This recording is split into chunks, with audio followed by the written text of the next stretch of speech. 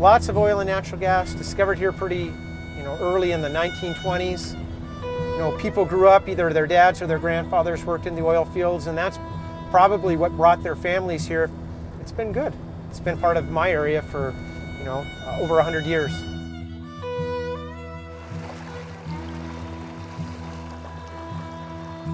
I really hope that our case will make a positive impact and give kids the opportunity to enjoy fly fishing the way that I have.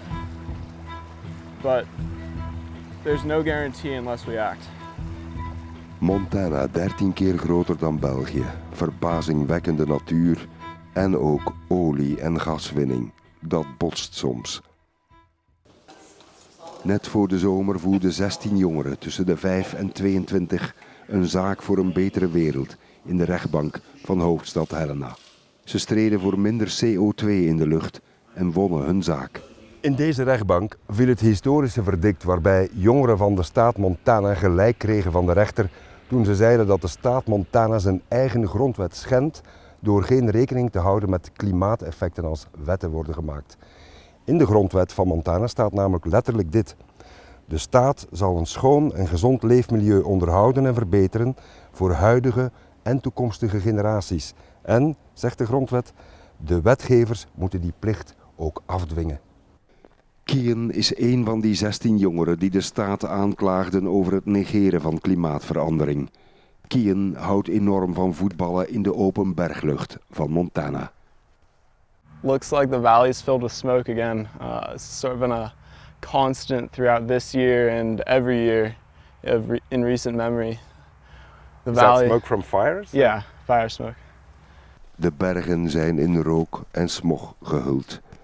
Het maakt Kian een beetje droevig. It's been one of the major impacts of climate change that I really felt personally. It's impacted my ability to play soccer. It's impacted my ability to be outdoors in general. It's really been a huge hindrance for me and for, I feel like, everyone in this community. Het is een hete zomer in Montana, 37 graden als we er zijn midden augustus. Achter de bergen zien we de rookpluimen van grote bosbranden. Ongezond is het voor gevoelige longen. Het brandt meer en langer door droogte en hitte. Kian en zijn vader Todd gaan alsnog vliegvissen. Flyfishing is een nationale sport in Montana. Met een nepvliegje als lokaas worden vissen in de rivier gevangen. Als je geluk hebt tenminste. Fly fishing teaches patience. It teaches a connection with the natural world that you don't tend to see in society today.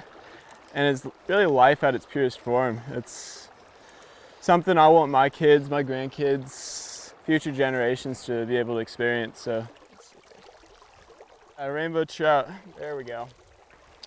Vader Todd Tanner is de echte expert vliegvisser. Een vader die zijn zoon de liefde voor de natuur en de klimaatzaak heeft bijgebracht.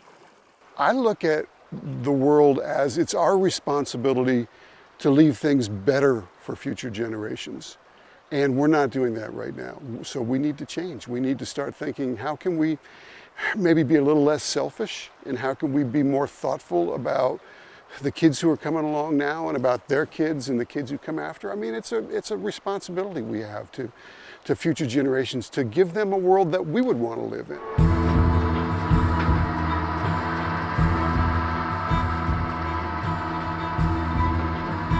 Ook Mac McDermott denkt aan de toekomst van zijn kinderen en die van Montana. Hij gelooft in het familiebedrijf, het olie- en gaswinningsbedrijf MCR, een van de zeldzame onafhankelijke olieboeren in Montana. Hij voelt zich belaagd als mensen hem een fossiele vervuiler noemen. Yeah, I take it a little bit personally. I spent a good part of my life working to produce energy that is reliable and necessary, and we use more and more of it every year all across the world. And it's one of the things that's helped build the U.S. I mean, cheap, reliable energy is vital to having a vibrant economy. 300 oliebronnen bezit McDermott in dit barre gebied. 96.000 vaten per jaar pompt hij boven. En niet alleen olie. Yeah, this is just another one of our gas wells, and got several hundred of them in this field. And this well is probably 3,000 feet deep. Hier woont in feite bijna niemand. Het dichtstbijzijnde stadje Shelby ligt op zo'n 80 kilometer. Landbouw is er hier wel nog. Tussen de tarwe staan de gasbronnen.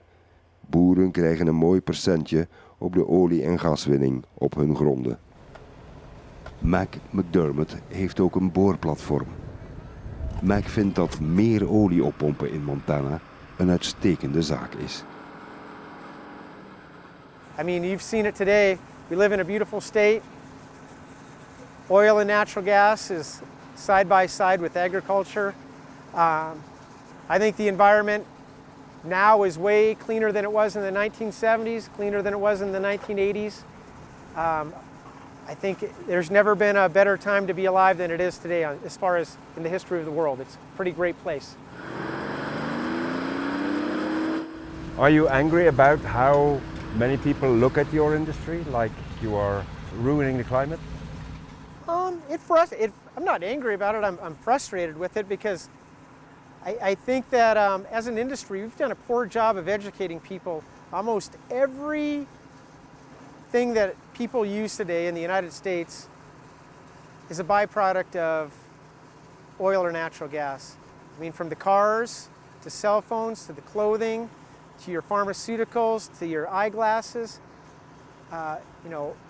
It all has something to do with the hydrocarbon. And again, all those things have made your life better. And again, what's the alternative?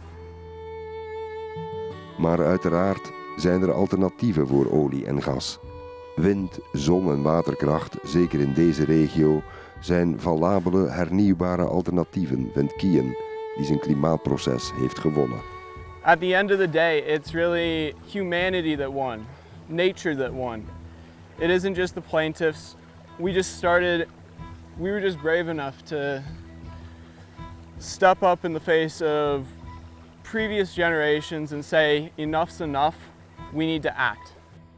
De wettenmakers in Montana kunnen voortaan niet meer doen alsof CO2-uitstoot niet bestaat. Ze kregen met het vonnis een tik op de vingers.